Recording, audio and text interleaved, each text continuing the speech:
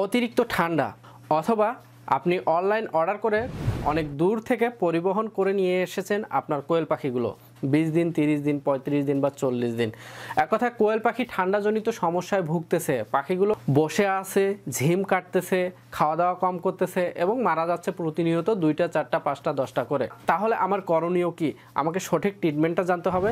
তাহলে আজকের এই ভিডিওটি হতে চলেছে আপনার জন্য একটি মূল্যবান ভিডিও। হ্যাঁ বন্ধুরা, যেহেতু শীতকাল চলে এসেছে, অবশ্যই এই ঠান্ডাজনিত সমস্যায় আপনারা ভুগবেন। এক কথায় পাখিদের ঠান্ডা লাগবে এবং ঠান্ডাজনিত কারণেই পাখিরা মারা যাবে। তাহলে আমার ট্রিটমেন্টটা কি হওয়া উচিত সেটা আমাকে আগে জানতে হবে। শীতের এই শুরুতে বা এই আবহাওয়ায় আপনাকে যে কাজটি করতে হবে, খামারের চারপাশে পর্দার ব্যবস্থা করতে হবে। এমনভাবে পর্দা দিবেন যাতে বাইরের শীত, কুয়াশা বা বাতাস খামারের ভিতর প্রবেশ না করে। আবার ভিতরে যে গ্যাস উৎপন্ন হচ্ছে কোয়েল পাখির, সেই গ্যাসটা যাতে বাইরে যায় সেই ব্যবস্থাপনাটাও রাখতে হবে।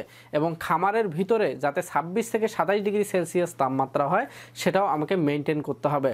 সেই মেনটেন করার জন্য আমাকে heat light 100 watt, 200 watt, 300 watt বা 500 ওয়াট লাইট ব্যবহার করতে হবে। সেটা পাখির অবস্থান বুঝে, পাখি কতগুলা বা রুমটা কত বড় তার উপর ডিপেন্ড করে আমাকে হিট লাইট ব্যবহার করতে হবে।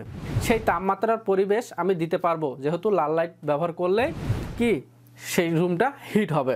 তাহলে এই ঠান্ডাজনিত সমস্যায় আমাকে কি কি ওষুধ প্রয়োগ করতে হবে এটা আগে আমাকে জানতে হবে।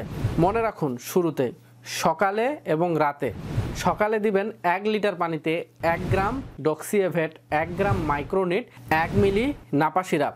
আমরা হিউম্যান এক কথা বাচ্চাদের যে নাপা সিরাপটা খাওয়াই সেটা 1 মিলি। তাহলে সকালবেলা আমাকে চালাইতে হতেছে, আমি যদি 3 লিটার পানি ব্যবহার করি পাখি অনুযায়ী, আমার যদি পাখি আছে 500, সেক্ষেত্রে 3-4 লিটার পানি তো ব্যবহার করবই। তো 3 লিটার পানি ব্যবহার করলে 3 গ্রাম ডক্সিএভেট, 3 গ্রাম মাইক্রোনিট এবং 3 ml নাপা সিরাপ ব্যবহার করব। সেটা সকালে খাবে। দুপুরে ব্যবহার করব 2+। হ্যাঁ বন্ধুরা, দুপুরে আমরা কি ব্যবহার করব? 2+।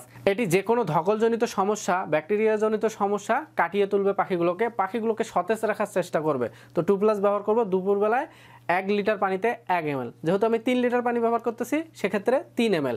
আবারও সেম সন্ধ্যায় বা রাতে যে পানিটা দিতে চলেছি সেখানে আমি আবারও কি দিব? ডক্সিএভেট, মাইক্রোনিট এবং নাপা সিরাপ। পরিমাণ তো বলেই দিয়েছি শুরুতে, কি পরিমাণ বলছি?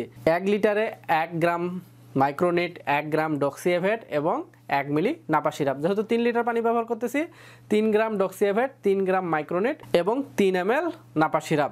এভাবে খাওয়াবেন 5 দিন। এটা হচ্ছে 5 দিনের কোর্স। তাহলে সকালে ও সন্ধ্যায় আমার কি চলতেছে? মাইক্রোনিট, ডক্সিএভেট, নাপা সিরাপ এবং দুপুরবেলা কি চলতেছে? 2+। এর কোর্স কিন্তু 5 দিন। 5 দিন চালালে ইনশাল্লাহ আপনার পাখিগুলো সুস্থ হয়ে যাবে, পাখিগুলো ঠান্ডাজনিত সমস্যা থেকে সেফ থাকবে। এক্ষেত্রে আপনার পাখিগুলো সুস্থ থাকবে এবং প্রোডাকশন আলহামদুলিল্লাহ ভালো থাকবে। এবং পাখি সুস্থতা মানেই পাখির প্রোডাকশন ভালো থাকবে। পাখির সুস্থতা মানেই আপনার খামারটি সামনের দিকে এগিয়ে যেতে চলেছে। তো ভিডিওটি আর দীর্ঘায়িত করব না, এখানেই শেষ করছি। ভালো থাকবেন, সুস্থ থাকবেন। আল্লাহ হাফেজ।